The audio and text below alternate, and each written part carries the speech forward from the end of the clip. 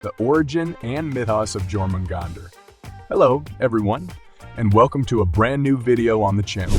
Today we are going to talk about the origin and mythos of Jörmungandr. Before we get started with the video, don't forget to smash the like button, share the video, and subscribe to the channel. Now let's get started. Jörmungandr is known as the World Serpent and the Midgard Serpent, and he is in charge of defending the kingdom of Midgard. Both of these titles pertain to the same being. He is the son of the deity Loki and the giantess Angrua, in addition to being the brother of Fenrir, who is known as the Great Wolf, and Hel, who is known as the Queen of the Dead. Additionally, he is gigantic himself. When the event known as Ragnarök, also called the Twilight of the Gods, takes place, he plays both the murderer and the victim of the god Thor. When the gods of Asgard received a prophecy that Fenrir, Jörmungandr, and Hel would cause trouble in the future, they were living with their mother in Jotunheim, the land of the giants. Odin ordered that they be taken away from there while they were still relatively young. In the end, he chained Fenrir to a rock on an island, hurled Jörmungandr into the ocean, and flung Hel into the dreary realm of the dead beneath the icy Niflheim. Jörmungandr grew to such enormous proportions that it is said that he encircled the world, which was seen as a flat disc, while grasping his tail in his teeth the entire time. At the end of the world, which is referred to as Ragnarök, Fenrir would break free. Hel would provide him with an army of the dead, and Jörmungandr would let his tail go and emerge from the ocean to join the forces of chaos in their struggle against the gods and their hero. It seems likely that almost all of the gods would perish, but those that survived would continue to battle their foes and keep the peace, ensuring that order would be restored when a new world rose from the ashes of the old one. Therefore, current academics consider Jörmungandr to be a transforming force along the same lines as the serpent symbolism seen in the majority of ancient belief systems, if not all of them. In many different cultures, such as Egypt, Mesopotamia, and many more, serpents are shown either as a threat to the established order or as an integral component of it. Regardless of their role, however, serpents are always viewed as transformative entities. Origin. He is one of the oldest creatures in Norse mythology, and his name is pronounced Jörmungandr,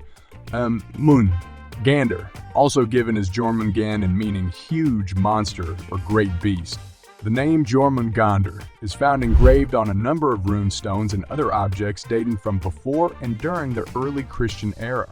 Oral transmission was the primary means through which the early Norse stories were transmitted from one generation to the next until the advent of Christianity in Scandinavia and Iceland, at which point literate monks began writing down the stories.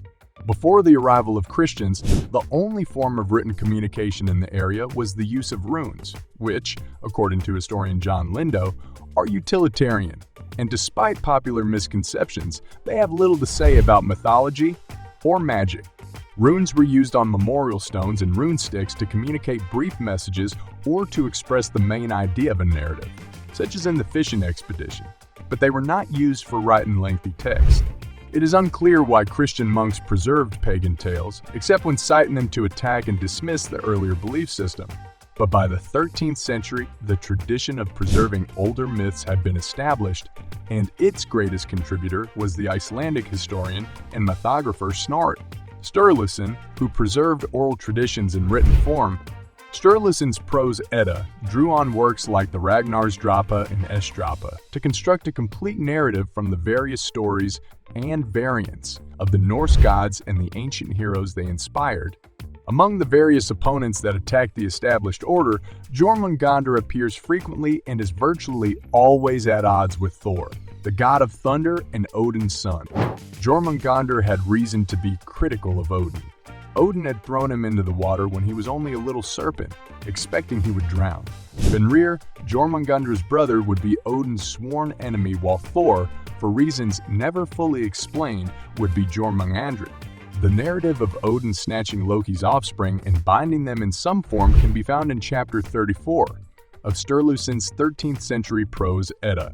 Once Odin has hurled Jörmungandr into the sea, the serpent proceeds to expand, much like Fenrir does on land, until he encircles Midgard, the realm of mortals. Thor is successful and kills Jörmungandr in an earlier version of the Fishing Trip story.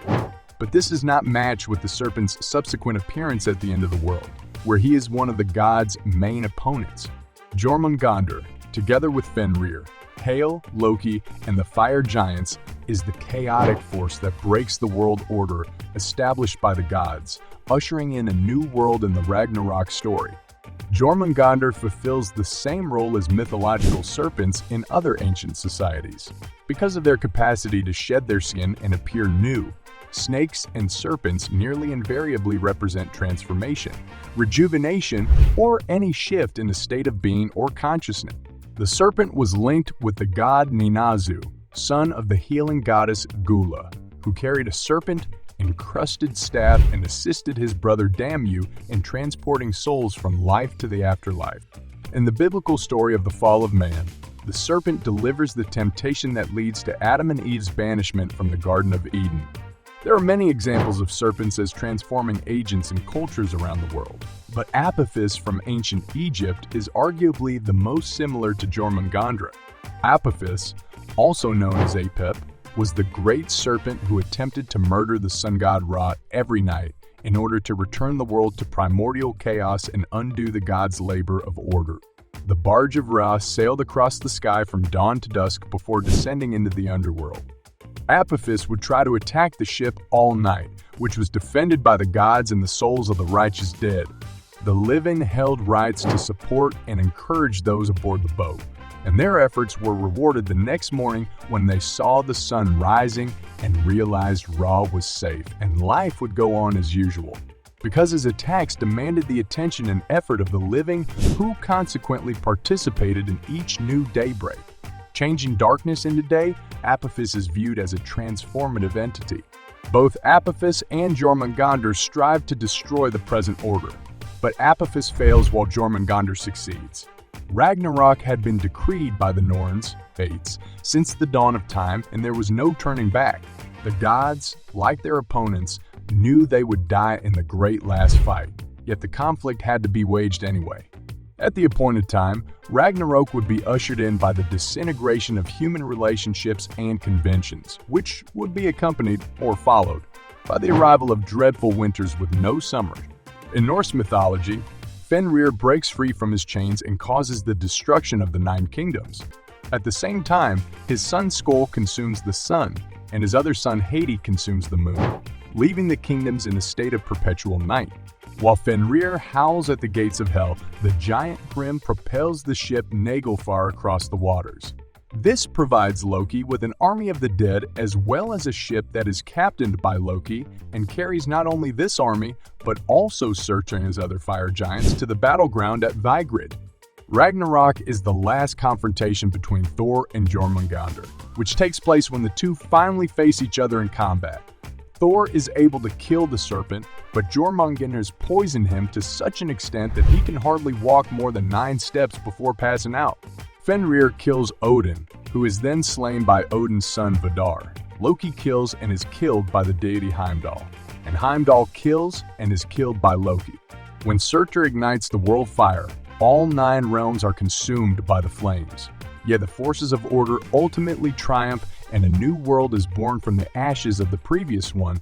Jörmungandr, like Fenrir and Hel, is a force that brings about transformation, despite the fact that he is portrayed in the stories as being evil. All 3 fit the description that John Lindo gives of the bound monster. It is a creature that is held captive by those who wish to keep the status quo, but it eventually breaks free and destroys the established order so that something new can take its place. That's a wrap on the video. I hope you liked it. If you did, let me know by giving it a thumbs up and do not forget to subscribe. Thanks for watching. See you next time.